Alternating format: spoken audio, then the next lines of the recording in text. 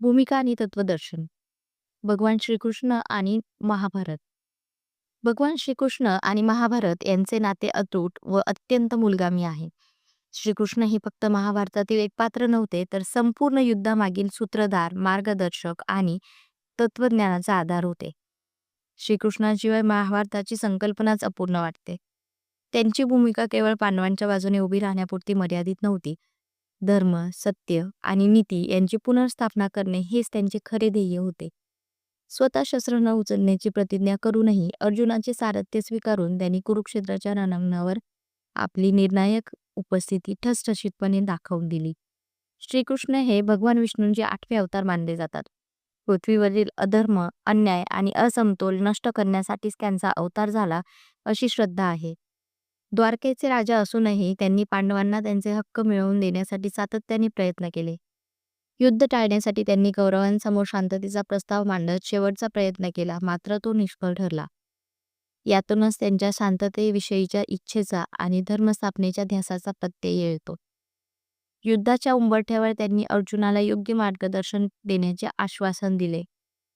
महाभारतातील श्रीकृष्णाची सर्वात महान, चिरंतन आणि अमूल्य भूमिका म्हणजे भगवद्गीतेचा उपदेश. कुरुक्षेत्राच्या रणांगणावर आप्तस्वकीय, गुरुजन आणि नातेवाईक समोर उभे राहून पाहून अर्जुन कर्तव्याच्या संभ्रमात सापडला आणि शस्त्र खाली ठेवण्याचा विचार करू लागला.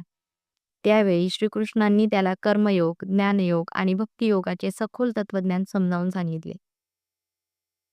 भगवद्गीतेतील कर्मण्यवादी कारस्ते मा फलेषु कदाचन म्हणजेच कर्म करावे पण फळाच्या आसक्तीत अडकून राहू नये, हे तत्व मानवी जीवनासाठी दिशादर्शक ठरले आहे.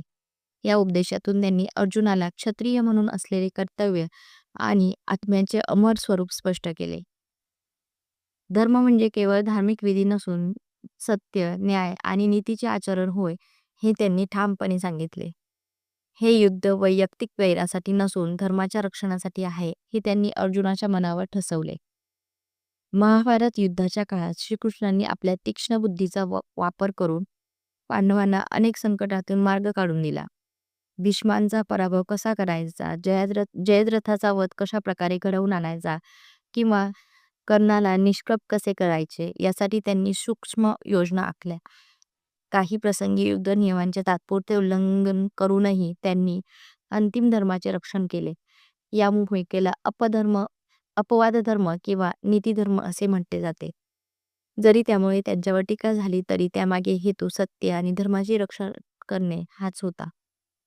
श्रीकृष्णांच्या तत्वज्ञानात ईश्वरावर अढळ श्रद्धा, भक्ती आणि आसक्तीविरहित कर्तव्य पालन म्हणजेच कर्मयोग यांना विशेष महत्त्व आहे. त्यांचे संपूर्ण जीवन आणि उपदेश हेच शिकवतात की कठीण परिस्थितीतही विवेक, धैर्य आणि सत्यनिष्ठा टिकवून ठेवली पाहिजे. जीवन ही सतत संघर्षाने भरलेले आहे आणि प्रत्येकाने आपले कर्तव्य प्रामाणिकपणे पार पाडून धर्माचे रक्षण करणे आवश्यक आहे, हे त्यांनी प्रत्यक्ष दाखवून दिले. म्हणूनच श्रीकृष्णांना महाभारताचे शिल्पकार, युगपुरुष आणि संपूर्ण मानवजातीचे महान गुरु मानले जाते. त्यांचे मार्गदर्शन आजही जगभरातील लोकांना प्रेरणा देत आहे.